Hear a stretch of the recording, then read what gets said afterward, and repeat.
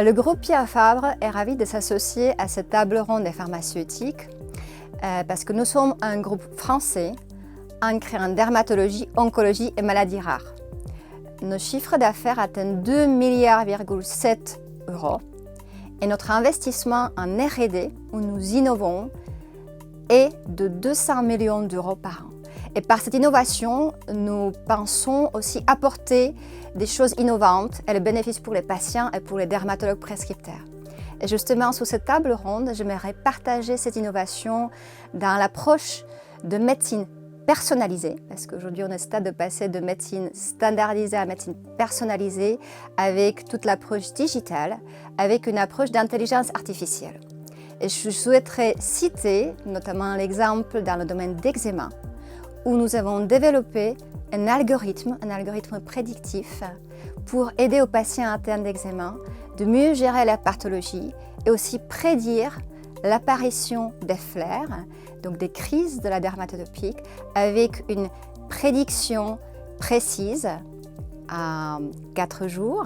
et au fait, elle prédire de l'avenir quand est-ce qu'une nouvelle crise apparaît. Donc c'est une vraie innovation que j'ai présentée ce matin à la table ronde et qui apporte un nouvel bénéfice grâce aux algorithmes qui sont travaillés avec ce qu'on appelle le machine learning et qui permettent justement avec ces algorithmes prédictifs d'aider aux patients de prendre en charge mieux leur pathologie.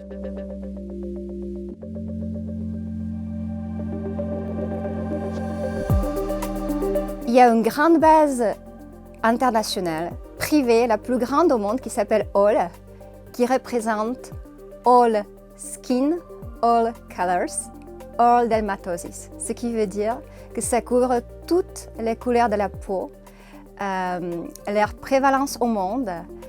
sur une population qui était évaluée sur 50 552 adultes. Et au total, c'est dans 20 pays au monde, 5 continents, et en fait, toutes ces populations représentent au total 50% de la population mondiale. Donc aujourd'hui, en France, avec cette base de données, qui sert bien sûr, les data, sert pour aider les patients, pour leur donner la matière justement sur la prévalence des pathologies dermatologiques. Nous sommes les pionniers et en fait, cette base de données, on en parle au congrès à Singapour, le congrès mondial qui avait lieu au mois de juillet, au congrès européen à Berlin qui avait lieu au mois d'octobre. Il y avait 28 communications de presse, 4 communications orales à ce congrès et en fait, on apporte les informations nouvelles sur le vécu des patients, sur la prévalence des pathologies.